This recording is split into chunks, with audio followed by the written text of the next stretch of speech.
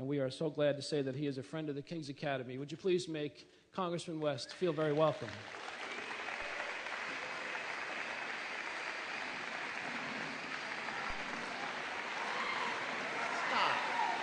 Stop.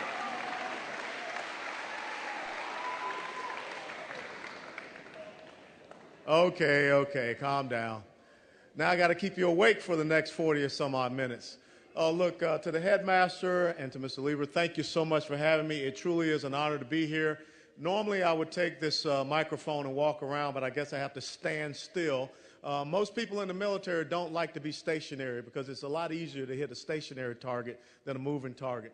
But what I want to do today is kind of give you my perspectives of my life, from the time when I was sitting in a high school auditorium to where I am today, and the challenges that you have for your future going ahead. Now, one of the great things is I do have two teenage daughters. One is 18. She's a freshman at Nova Southeastern University, and the youngest is 15. She's a freshman at Cooper City Christian. So I am very attuned to the fact that I believe part of a good education is your spiritual fulfillment as well. Now, I'm going to give you a book that I would think would be very good for you to read. It's a daily devotional book that I think will help you to understand the foundation of the Judeo-Christian faith heritage for the United States of America. And it is called In God We Still Trust. And it's a daily devotional which will take you through different biblical verses, but also talk about different people, founding fathers in the history of this nation, and the connection between our faith heritage. So hopefully sometime you get the opportunity to pick up that book, because each and every day, that's what I start my day with, and understanding that. Let's talk about where I came from. I was born and raised in the inner city of Atlanta, Georgia. If any of you get the time to go back there, and you go down and visit Ebenezer Baptist Church, where Martin Luther King Jr. preached, right there at the intersection of Boulevard and Auburn Avenue, there's a small little Catholic school called Our Lady of Lourdes. And that's where I first started on my road to where I am. But when I think about later on when I sat at Henry Grady High School and some of the things that were going on at that time, I graduated in 1979. That was the year that we went into Afghanistan. Not too long prior to that, we had just had those hostages that were taken in Iran. We had a little thing with the Saudis called an oil embargo crisis, where we had a shortage and a rationing of oil and energy resources. When I think about where I was as a senior sitting in 1979 to where I am today, guess what? We're still dealing with a lot of those situations.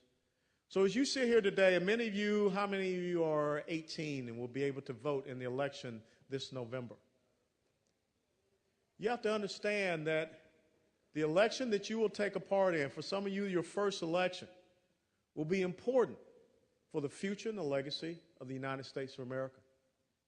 We don't want to have you come back here and speak at the age of 50, and we're still dealing with Afghanistan, or we're still dealing with Iran, and we're still dealing with the United States of America that is not energy independent.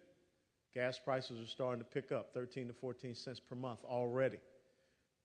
The president of Iran is just visiting down in Latin America, down through South America, Central America, and also looking to go visit in Cuba. Cuba is selling the rights to drill off of their shores, which indeed off of our shores as far as energy resources. These are some of the challenges. And yesterday we found out that in the United States of America, our debt is now close to $16 trillion. And for the first time since World War II, the amount that the United States owes in debt is greater than what we're producing, our gross domestic product. This is the world in which you all are about to enter as you matriculate out of the King's Academy and go on to colleges and universities and later on to be productive members of this society. And so that's why when I sat back and people talked to me about running for Congress, and understand this, as you just talked about, I did teach high school at Deerfield Beach, and I figured if I'm going to be in a combat zone, I might as well go back to Afghanistan. That's why I volunteered to do that. But we have got to get serious about preparing our young people for the challenges of this great nation. And important in challenging you is your spiritual fitness. Because having been a man that has been in combat operations, stood in firefights, and as close as from here, less distance to that microphone, I had my own driver shot in the chest in Iraq in 2003. Luckily, he had body armor, and it ricocheted off his chest and went through his arm. But in times like that, you got to be able to reach down and find something that is greater than yourself. And I think when we look at the times in which we're living in the United States of America, I truly believe that this is an opportunity for us to go back and understand what made America great. What made America and a few men stand up to the greatest empire that the world knew at the time, the British Empire, and believe that they could do something. They believed that they could construct something that the world had never heard of, a constitutional republic, a place where men and women, their preeminence of their individual rights and freedoms, their liberties, were going to be the guiding philosophy and principle. And I think that's what we have to go back to make sure that we can secure your future, because that's the threat that we see right now. If we cannot turn it around economically, we continue down this track where we have this $16 trillion debt that turns into $20 trillion, $25 trillion. Every single man, woman, and child in the United States of America today will have to write a check for $48,000 if you wanted to eliminate the debt of this country. Now, that figure is over your head before many of you have even entered into the workforce. And that's where people like myself have got to set the conditions for your success. Because I stand here because of grandparents and parents that took into account what they wanted me to be successful in and how they wanted me to be able to enjoy the opportunities of this great nation. But if we put you at a disadvantage where some of these opportunities will not be there for you, then the risk that we run, myself and your teachers, is that we can become the first generation of Americans to leave less to subsequent generations than was left for each and every one of us. What makes America great is that a young man born in the inner city of Atlanta, Georgia, is now the congressional representative for the highest per capita income zip code in the entire United States of America. And that's because of the opportunities that this country allows us to have. But if we miss out on understanding that it is about equality of opportunity, and we start to talk about equality of achievement, if we believe that, how many people here are making A's and B's in class, but we say we're going to punish the people making an A's and B's because we want everyone to just kind of be average and be a C student. That's not the essence of who we are. Everyone has an opportunity to make an A or B. If you don't make the A's and B's, guess what you can do? You can go to your teachers, and they will give you the extra time to study, study hall, or whatever. They will do whatever they can to help you to get there. But we cannot raise a country where people to believe that they can give up and everyone becomes a C student. That's the threat that we have as we go forward. How many guys here play football? You know, I use this as a metaphor because everyone understands football. Who's your number one rival in football? Okay, let's say you were playing the Benjamin School in football.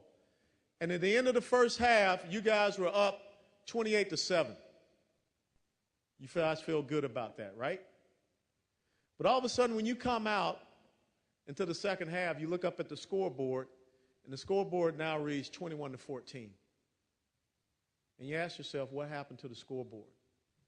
Well, then the coach comes over to the football teams and tells you this, that a bunch of people up in the press box got together and they decided that they looked down and they saw that the Benjamin School, their self-esteem was kind of low. That this game had an opportunity to get out of control. And that they wanted to kind of make it fair. And they wanted to have an opportunity for them to still compete. So what we did was we took a touchdown away from the King's Academy and we gave it over to the Benjamin School. How would y'all feel about that if that happened to your football team? What's the incentive for you to go out and score another touchdown? Will someone in the press box make the decision that, you know, maybe we should give that one too over to the Benjamin School? But see, the bottom line is this. King's Academy and the Benjamin School, every one of you have the same opportunity to practice and to do well and get out on the football field and to win. When you look at what's happening in the NFL right now, there's one team that's 15-1, and there's another team that's 2-14. Should Roger Goodell, the commissioner of the NFL, look and say, well, Green Bay, we're going to take some of these victories from you and we're going to hand it over to the Indianapolis Colts so we can kind of balance this thing out? No. What happens is that next year, the Indianapolis Colts will get the first-round draft pick, and according to the NFL schedule, they'll get an easier schedule than Green Bay will get because of the record that they have. Now, why do I tell you this story? Because that's the difference between the equal opportunity to achieve and have success and someone coming in and deciding the equal achievement levels of everyone's level of success. You got an important decision to make as you step out into this world. What do you believe the United States of America is? You got to pay attention to the topics that you're discussing. You got to ask yourself, what's a constitutional republic? And what's the foundational factors of that constitutional republic? Because if you miss out, then the next thing you know, 50 years from now, you'll come back here and you'll stand in front of this King's Academy as an alumnus, and you will talk about the fact that the United States of America is $35 trillion in debt. And the opportunities that we once had have been lost. Now, I don't mean to paint a bleak future, but I have to tell you the truth. Because the only way that we turn this around is through people that understand what makes America exceptional, what makes America great, so that we can continue to have the greatest and the longest running constitutional republic that the world has ever known. And in the words of Sir Winston Churchill, who said this very simple thing, Americans and America will eventually do what is right after they have tried everything else. That's where we are in this great nation. I go to Washington, D.C.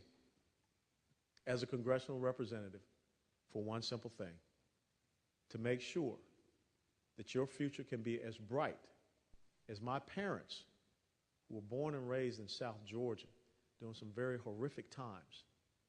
They believed that my future could be as bright. That's all I got to say. Because right now, the mic is open and the questions are yours. So thank you so much for having me.